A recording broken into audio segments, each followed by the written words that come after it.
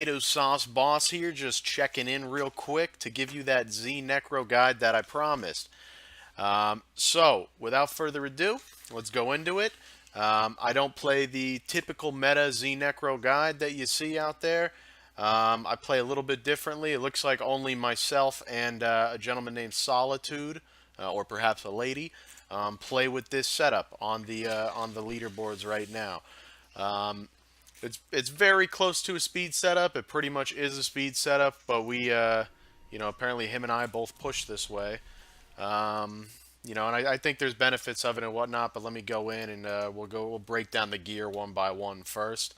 Then I'll get into twos, threes, and fours comps. But first, what I think the benefits are of running three-piece Born set with two-piece Pestilence, and you have your two-piece Captain Crimson's Waiters when you're getting that three-set bonus there.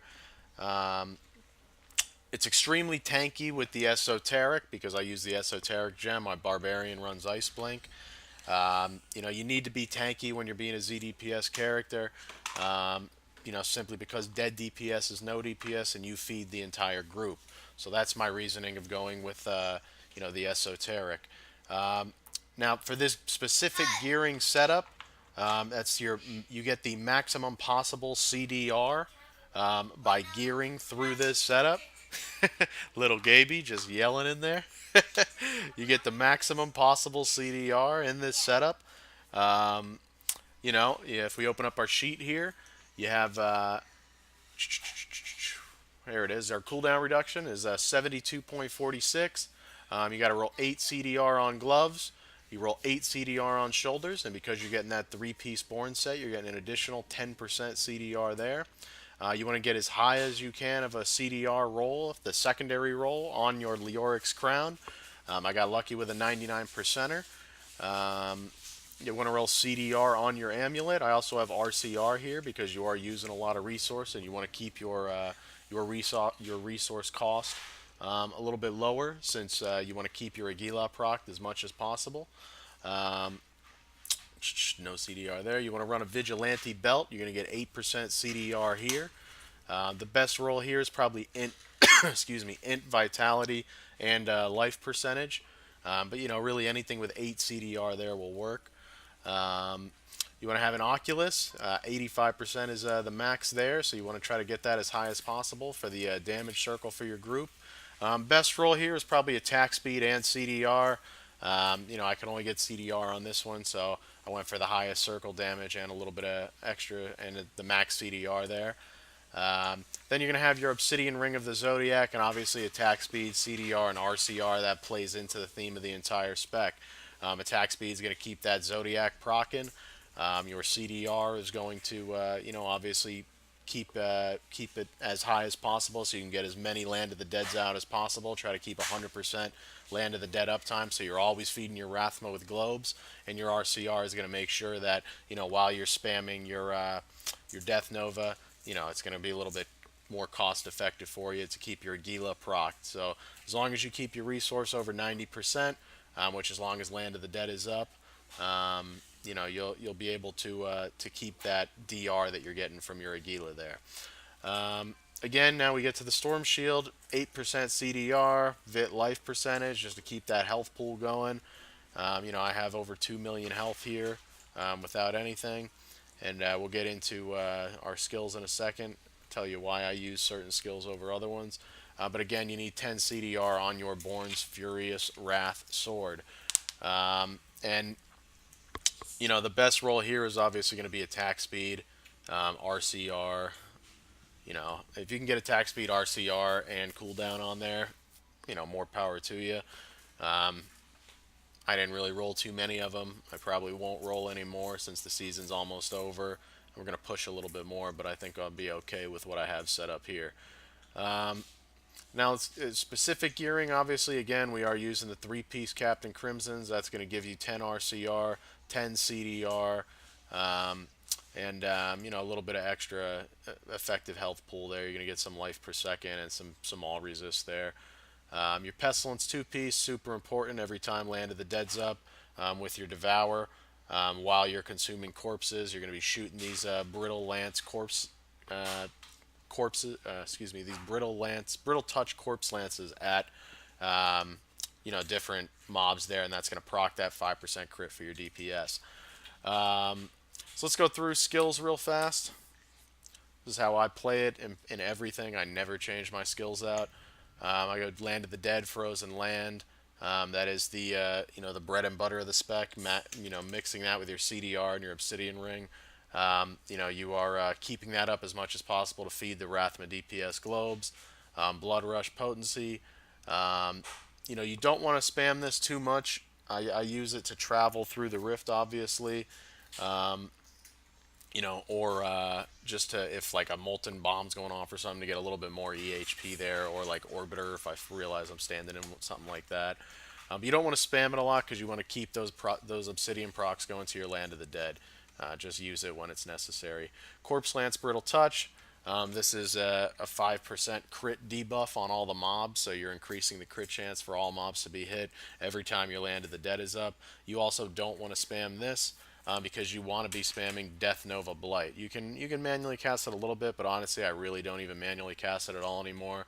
I just focus on Death Nova Blight because as long as my Corpse Land, or as long as my Land of the Dead is up and active, my Devour is proccing Corpse Lance, and I'm keeping all the mobs debuffed. Frailty Early Grave. Some people use the Aura for speeds, which you can definitely do that. But when you're pushing, you want to use the Early Grave and just keep all the mobs debuffed there as their health pool starts going down. Curses last about 30 seconds, so you want to reapply if you apply a little bit too early. That 18% is huge. If you see the push videos, you see exactly how much that helps as we're going through the rift. Devour Cannibalize. When you have such a large health pool, you really don't need Satiate. The extra healing is nice, so you can stand in affixes and just keep your health, topped off as the mobs are dying around you. Also, you have Land of the Dead up all the time, so Cannibalize is a constant heal throughout that whole process. So, in speeds, Cannibalize works just as good. You want to keep that rocking because Land of the Dead is just constantly healing you, so your health is always up. And that's what really makes this build super tanky, on top of obviously the DR from Aguila, and the esoteric DR that you have there. Now, on top of all that, you have Rathma's Shield as your main passive. This is the most important passive of the build because you're casting Land of the Dead all the time. So for 4 seconds after every time you cast Land of the Dead, you are immortal. You ain't dying. So the Rathma's Shield is huge. Final Service. When you take lethal damage, obviously that's your proc. So if you do happen to, die once, you're not going to die. That'll keep you healed up. Not so much healed up, but it'll proc and you'll be okay there. You're not going to die. You can readjust to the situation. Stand alone. Because I don't use skeletons, I run with Jesseth characters that use skeletons to absorb the electrified. I get a full 100% armor, so I'm getting even more bonus from standalone than the meta build is getting. And then Life After Death, consuming a corpse. Obviously, you need this because you're feeding your Rathma the whole time.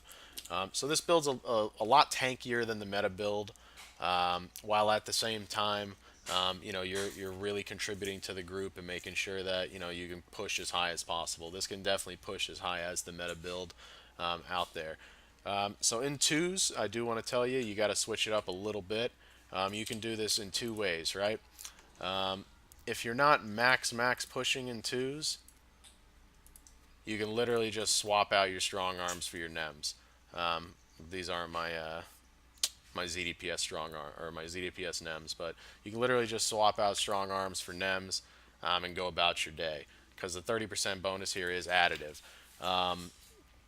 Now, if you are, really going for that push, you can actually drop the Born set, go with a pig sticker, put your NEMs here, put on an Aguila, move your Pestilence robe over to the shoulders, and then, you just swap your Aguila out of the cube and you cube your Nemesis or your Strong Arm Bracers, whichever ones you have worse of, you pop them in the cube. Now, what I'm rocking over here in my cube, let's get that going. You have your Ingeome. Your Ingeome is huge. So every time you kill an elite pack, you know, you're getting that extra cooldown there. In speeds, it's absolutely massive. But even in pushes, after you kill a an elite in pushes, you're looking at 15 seconds where you're getting max cooldown. You can spam your little your teleport in that time period, so you can readjust. You have quick land of the deads coming in that time period. So even though you're not just completely murdering elites, it ensures that after you kill that elite pack on a push group or on a push rift rather, you can go to the next elite pack and your land of the dead isn't going to suffer too much, because if you're not killing the elite pack, when you move, it gets a little bit more hectic when you're skipping a lot, and as you go into the higher rifts, you do need to skip around elite pack to elite pack. So in my opinion, in Geom, it's really not interchangeable for the shrine stuff. The shrine stuff is a little gimmicky to me. I like to go with something that's going to work on every single elite pack 100% of the time. Now in my main setup, obviously I'm cubing the Aguila. Basically, the only setup where you need Nems is in 2s, because in 3s and 4s, your Z-Barb is always going to run Nemesis Bracers. So 3s and 4s, this is your main setup, what you see here. And then obviously the Royal Ring of Grandeur, so that you get the 3-piece of Borns and the 3-piece of Captain Crimsons. That's pretty much the setup. I'll do a quick little run through just so you see how it works with CDR and whatnot. Obviously, I'm not going to run through too much, but let's just jump to a 116, and you'll see, how the spec can live and blah blah blah. Okay, Blazing Guardians. Oh, didn't pop. Yeah, so there you go. So you number lock your Devour always, and you're just blasting, trying to keep your cooldown down. See though, when your Land of the Dead's gone, you're rough. So without your Gogok up, and you're in Geom, it gets a little rougher. Now you're just spamming Land of the Dead, spamming Land of the Dead, boom, and it's back up. You got to readjust on certain things with Blazing Guardians. You got the proc up, spamming Land of the Dead, spamming Land of the Dead, spamming Land of the Dead, or not Land of the Dead, but spamming Death Nova to keep your proc up. So this is pretty much it, man. You got your Devour number locked. Move around when you need to readjust, get away from whatever the mob is, and that's it. I mean, you're just, I sat in the blade, I got hit by a bunch of stuff at the same time. But at the end of the day, it's, that's what you're doing, basically. That's the whole thing. You're just running around and keeping things frozen and spamming your Land of the Dead, keeping your Gogok up, because that's your main, that's a big portion of your CDR. And your goal is to try to keep 100% up on your Land of the Dead. Within Geom going, it is 100% of the time. But this is pretty much it.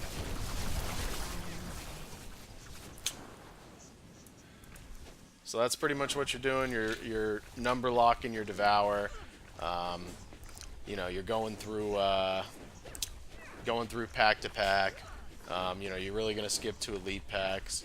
And you're never going to play out a Blazing Guardian Rift anyway, so don't really worry about that once you get to really high GRs. But like a speed GR, you're never really going to proc there.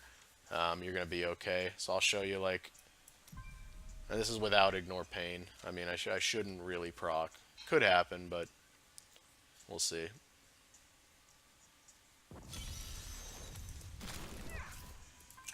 So if you can hang with Blazing Guardians and Quill Fiends, you're gonna be okay on a 116. You're gonna be okay everywhere else. I didn't number lock Devour, so then you number lock it up. You're locking down the elite. They're popping their sim. The first pack is always a little bit rough because you have to get your Gogok up. Once your Gogok's up, you're in it to win it, baby.